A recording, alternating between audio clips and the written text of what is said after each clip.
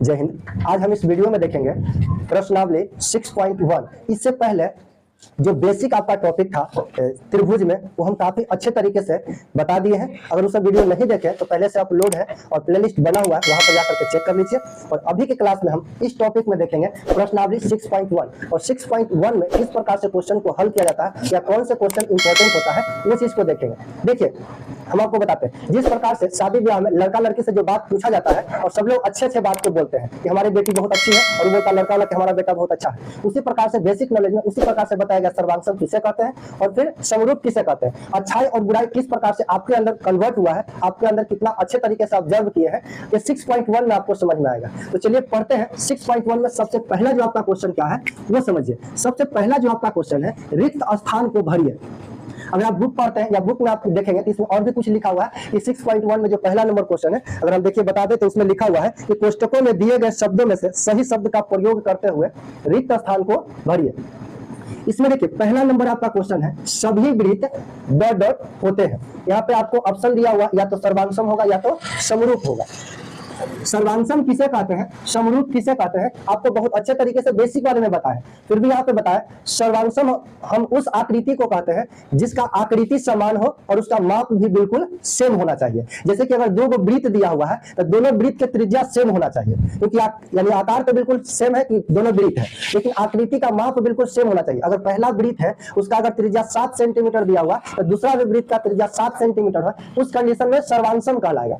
समरूप किसको कहते हैं, दो वृत्त पार दिए और दोनों वृत्त का त्रिज्या अलग हो, उससे मतलब नहीं रखा जाता है, बस वृत्त है, एक ही आकार के चित्र है, वो समरूप कहलाएंगे। तो यहाँ पे क्वेश्चन है सभी वृत्त होते हैं, तो सभी वृत्त समरूप होगा, क्योंकि जितने भी वृत्त है उसमें त्रिज्या तो अलग अलग होगा, कोई 5 सेंटीमीटर, 10 सेंटीमीटर, 2.5 सेंटीमीटर सेम रहेगा तो सर्वांगसम। लेकिन यहाँ पे कहा कि दुनिया के जितने भी वृत्त है, सभी वृत्त मतलब दुनिया में जितने भी वृत्त है वो सब क्या कहलाएंगे, समरूप कहलाएंगे। तो कोई दिक्कत नहीं होना चाहिए। यानी कि जब भी आपको ये ऑब्जेक्टिव में क्वेश्चन आएगा बिहार बोर्ड में 1 नंबर से कि सभी वृत्त होते हैं, 4 ऑप्शन दिया जाएगा, सर्वांगसम, समरूप या ए और बी दोनों या इनमें से कोई नहीं, तो सही आंसर क्या होगा, समरूप।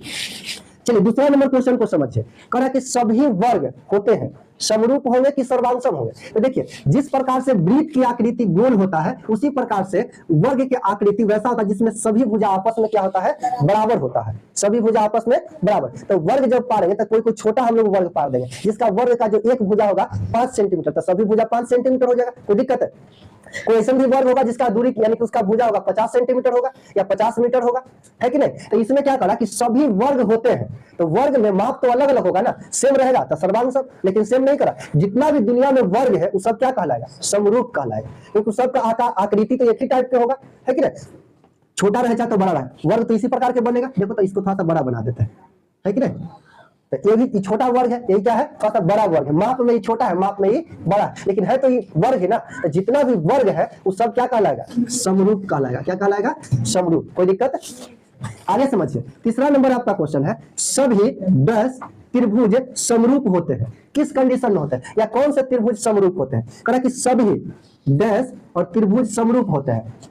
समद्विबाहु होता है या समबाहु होता है। समद्विबाहु भुजा के आधार पर बताते हैं कि भुजा के आधार पर त्रिभुज कितने प्रकार के होते हैं। एक बताते हैं समद्विबाहु, एक बताते हैं समबाहु और एक बताते हैं विषमबाहु, है कि नहीं।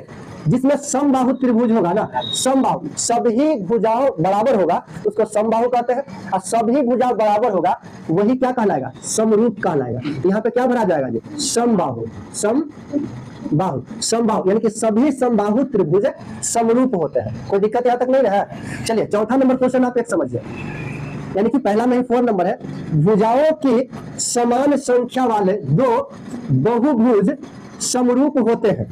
पहला नंबर कंडीशन है उसके संगत कोण डैश हो तथा उनकी संगत भुजा डैश हो, ठीक है। पहला कंडीशन में देखिए कि भुजाओं की समान संख्या वाले, भुजा की संख्या क्या है जी, समान है, बराबर है, तो उस कंडीशन में उनके संगत कोण बराबर होता है, बराबर होना चाहिए। संगत कोण क्या होना चाहिए, बराबर। अगर भुजा के बाद कहा जाए तो समानुपाती होना चाहिए। क्या होना चाहिए, समानुपाती। पाते। जब इस प्रकार से आप कंडीशन को समझिएगा, ये आपका 6.1 के पहला नंबर 1 एक नंबर क्वेश्चन, पहला नंबर क्वेश्चन खत्म हुआ है। अब देखेंगे दूसरा नंबर क्वेश्चन, इसे पहले नोट कर लीजिए। अब देखिए क्वेश्चन नंबर दूसरा, यानी प्रश्नावली 6.1 में दूसरा नंबर क्वेश्चन क्या कह रहा है, निम्नलिखित युग्मों के दो भिन्न भिन्न उदाहरण दीजिए जिसमें पहला नंबर कह रहा है कि समरूप आकृति हो, दूसरा नंबर ऐसी आकृति जो समरूप नहीं हो।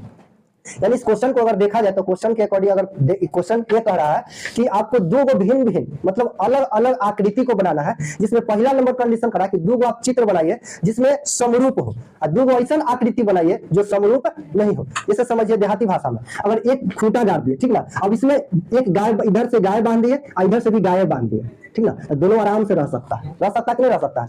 तो ये हो गया समरूप वाला कंडीशन में, ठीक है। एक ही खूंटा इधर गाड़ दिए, एक तरफ बांध दिए गाय और एक तरफ बांध दिए कुत्ता, ठीक ना, कुत्ता या भैंस, बताओ ये तो इसी गाय के लात मारते हुए कुत्ता पूरा घाव घाव भकेगा, है कि नहीं। तो ये समरूप होगा जी, कहेगा कि सेम है। बताओ आपसे कोई पूछा कि सेम कौन है, ये है कि है, तो सेम मतलब समरूप और सेम नहीं है मतलब समरूप नहीं है।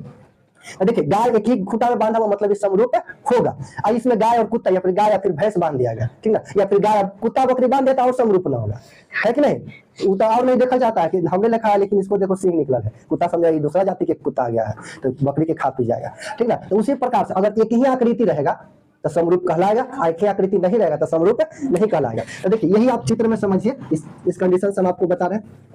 देखिए पहला नंबर के अगर देख लेते हैं, पहला नंबर अगर हल कर रहे हैं, अगर चित्र की बात कहा जाए, चित्र की तो चित्र पारना है, दो चित्र ही तो आकृति ही तो दिखाना है। तो समरूप कंडीशन में चित्र में लिख देते हैं यहाँ पे समरूप, समरूप वाले देखिए तो एक वृत्त यहाँ बना दिए ना, वृत्त हो गया, इसका आप यानी कि त्रिज्या लिख लीजिए 6 सेंटीमीटर, ठीक है। एक और वृत्त खींच लीजिए, ठीक ना, इसका त्रिज्या लिख लीजिए आप लोग 5 सेंटीमीटर। अब बताइए कि चित्र नंबर ए और चित्र नंबर बी दोनों समरूप है कि नहीं है ना। अगर 6 सेंटीमीटर 6 सेंटीमीटर तो समरूप तो होता लेकिन सर्वांशम भी होता। हम बताते सर्वांशम और समरूप में कि सर्वांशम समरूप हो सकता है लेकिन समरूप सर्वांशम नहीं हो सकता, बताए थे ना। 6 सेंटीमीटर 5 सेंटीमीटर चित्र तो एक ही तरीके का, ये क्या हो गया जी, समरूप है। लेकिन यह है समरूप आकृति है, ठीक है। ये पहला हुआ, क्या हुआ, पहला। एक और करा ना, करा कि दो आकृति से हमको समझाइए, है कि नहीं। अब देखिए यहाँ पे बना दिए वर्ग, क्या बना दिए, वर्ग। वर्ग में सभी भुजा का जो मान होता है वो बराबर होता है, A B C D 3 centimetre कर दिए, ठीक है। यह 3 सेंटीमीटर, यह 3 सेंटीमीटर, ये भी 3 सेंटीमीटर होगा कि नहीं होगा जी, सब 3 सेंटीमीटर होगा ना, एक 3 सेंटीमीटर मतलब सब 3 सेंटीमीटर होगा। चलिए चित्र नंबर ए कर लेते हैं। यहाँ पे देखें तो फिर से इस प्रकार से वर्ग बना लिए, ठीक ना। इसमें क्या होता है, वर्ग में आप दूरी को चेंज कर सकते हैं, यहाँ पे भुजा को चेंज कर सकते हैं, 2 सेंटीमीटर भी कर सकते हैं। चित्र नंबर कितना हो गया, बी, सब 2 सेंटीमीटर होगा कि नहीं होगा। देखिए चित्र एक ही तरह के एक ही जैसा है कि नहीं है, मतलब है ना। अब जैसे कहने का मतलब हम कह दिए थे यानी खूंटा वाली बात कि गाय को बांध दिए तो कोई जरूरी है कि दोनों लाले गाय होगा, वो चितकावरो गाय होता या अलग प्रजाति का गाय होता, एक जर्सी गाय होगा एक सिंह वाला गाय होगा, है कि ना। लेकिन दोनों अपने में माने कि मेल मिलाप करके रह सकता है ना। उसी प्रकार से दोनों चित्र एक जैसा है मतलब आकृति सेम है, क्या होगा, यह समरूप होगा। लिख देते हैं यह है आकृति समरूप है, समझ में आ गया होगा। अब कोई भी त्रिभुज पार लो, आयत पार लो, बेलन पार लो, गोला पार लो, अर्धगोला पार लो, यानी कि दोनों सेम होना चाहिए चित्र, वो समरूप कहलाएगा।